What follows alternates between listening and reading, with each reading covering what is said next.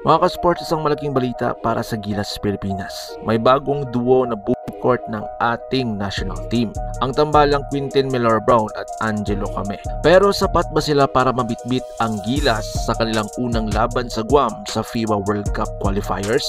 Yan ang ating pag-uusapan ngayon. Kaya siguraduhin tapusin mo tong video na ito. Kung trip mo po ang ganitong content, paiwan ng follow at pa-subscribe na din. Tara, simulan na natin. Unahin natin si Quintin Miller-Brown o mas kilala natin bilang QMB. Isang 6'10" forward na may NBA experience at kilala sa versatility. Kaya niyang tumira sa labas, mag-post sa loob at mag-defend ng multiple positions. Plano niyang makapaglaro sa V-League dahil nga mga ka-sports, isa siyang consistent scorer at rebounder. Kaya hindi na nakapagtataka kung bakit interesado ang SBP na isali siya bilang local player sa ating national team. Ang kagandahan kay QMB, hindi lang siya scorer. Marunong siyang magbasa ng depensa, kaya niyang i-facilitate ang offense at magbigay ng assist. Kung tutuusin, ito ang kulang minsan sa Gilas kapag wala si Brownlee. Isang matangkad pero playmaking forward. Ngayon, partner niya sa ilalim si Ange Came, ang Mr. Consistent ng Ateneo at ng Gilas. Naturalized player na may malalim na experience sa international basketball. Kilala sa defense, rim protection at hustle. Kahit hindi flashy, lagi siyang may malaking impact dahil nga napakagaling niya sa blocks, rebounds at hustle plays na minsang hindi nakikita sa stat sheet. At ngayon mga ka-sports, pinagsama ang basketball IQ ni QMB at defensive anchor ni Came.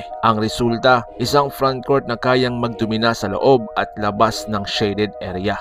At ngayon mga ka-sports, bakit delikado ang tambalang ito para sa national team ng Guam? At pag-usapan natin kung bakit posibleng maging game changer ang tandem na ito laban sa kanila. Una sa lahat, kilala ang Guam sa outside shooting at physical defense. Napakadami silang foreign players na sanay sa matinding banggaan pero hindi sila ganoon katangkad. Kaya kung tutuusin, may height advantage agad ang ating national team ng Gilas Pilipinas sa QMB-Came combo. Sa usaping depensa, si Came ang magiging wall sa ilalim. Kaya niyang i-contain ang mga drive at mag-block ng tira sa rim. Si QMB naman ang flexible defender na pwedeng mag-switch of perimeter o tumulong sa weak side. Habang sa opensa naman, si QMB pwedeng maglaro sa elbow area, gumawa ng spacing para kay Came na nasa low post. Kapag nag-double team ang Guam kay Came, may kick out option kay QMB na kayang umatake o tumira ng mid-range jumper. At kapag tumakbo ang Gilas sa fast break,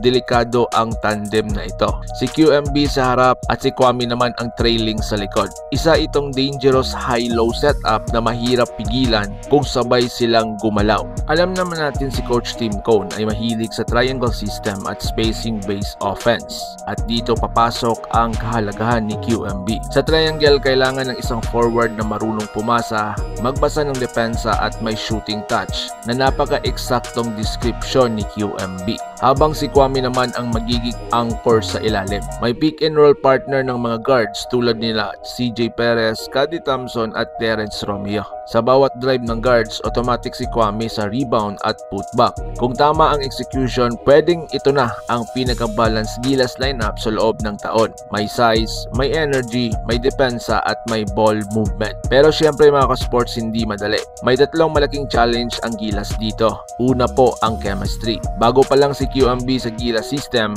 iba ang FIBA pace at mas mabilis ang rotation ni Coach Tim. Kailangan nilang ma-develop agad ang timing lalo na sa defensive help at switching. Pangalawa, offensive consistency. Si Came minsan ay tahimik sa opensa. Kung hindi siya nabibigyan ng bola, mawawala sa rhythm. Kaya kailangan maging active siya sa pick and roll plays at si QMB dapat ay maging playmaker din, hindi lang basta scorer. At pangatlo, ang leadership. Kung wala sina Kai Sotto at Justin Brownlee, kailangan may bagong leader sa loob ng court. Makikita natin kung kaya bang maging emotional leader si QMB at kung masustain ni Came ang intensity sa all game long. Kung wala si Nakai at JB, posibleng ganito ang starting five ni Coach Tim Cone. Si Scottie Thompson bilang point guard, defensive anchor sa perimeter. Pangalawa si CJ Perez, isang slasher at energy guy, pwedeng mag-init sa third quarter. Pangatlo, Calvin Oftana, isang stretch wing na may shooting at depensa. Pangapat, si Quintin Miller-Brown or QMB, isang versatile forward, secondary scorer.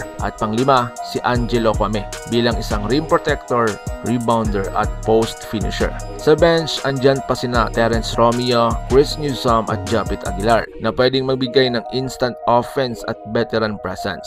Ito ang klase ng lineup na kayang mag-adjust sa pace ng Guam, either sa fast tempo o half-court set. Kung magtutulungan at mag-click agad ang tandem ni na QMB at Kwame, posibleng makuha ng Gilas ang dominant win laban sa Guam. Ang depensa nila sa loob ay magiging napakalaking pader, habang ang offense ni QMB ay magbigay ng bagong kulay sa triangle ni Coach Tim. Pero kung babagal ang execution o mawala sa rhythm ang guards, posibleng maging dikit ang laban, lalo na kung mainit sa labas ang Guam shooters. Kaya ang importante ang chemistry at communication ng QMB-Kwame tandem. Kapag nagkasundo sila sa timing, switching at peak coverage, walang duda, kayang bitbitin ng duo na ito ang Gilas sa panalo. Kaya mga ka-sports, ano po sa tingin ninyo? Kaya bang magdala ng panalo sina QMB at Kwame laban sa Guam? O kailangan pa rin ng presence ni na Kai Sotto at Brownlee para mas solid ang Gilas? I-comment nyo sa baba ang iyong opinion at gusto nyo pa ng exclusive Gilas analysis.